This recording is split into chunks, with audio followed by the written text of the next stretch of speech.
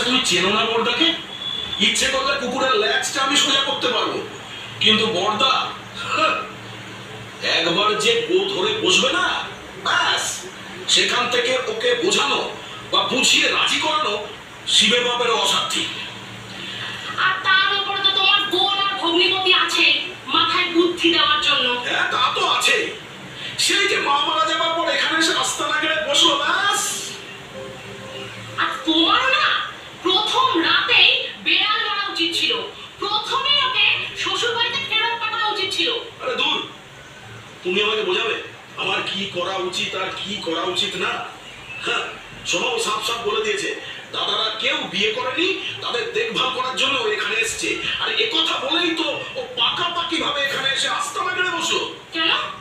আমাদের তো পাশাপাশি বাড়ি, আর আমি তো বাড়ির বউ। আমি কি আমার ভাসুরদের দেখাশোনা করতে পারতাম না? আচ্ছা, কতবার আমি ওকে বাড়ি ছেড়ে চলে যেতে বলেছি, শুনেছে?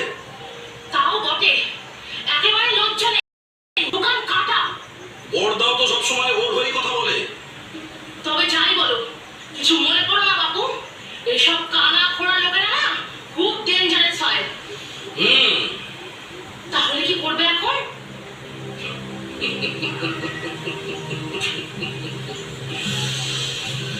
কি করব?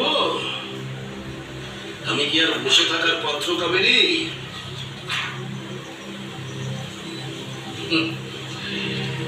আমি আমার কাজ করে যাচ্ছি, খুব তাড়াতাড়ি সবকিছু দেখতে হবে। কি গো? বললাম তো, ঠিক সময় মতো জানতে পারবে। চলি।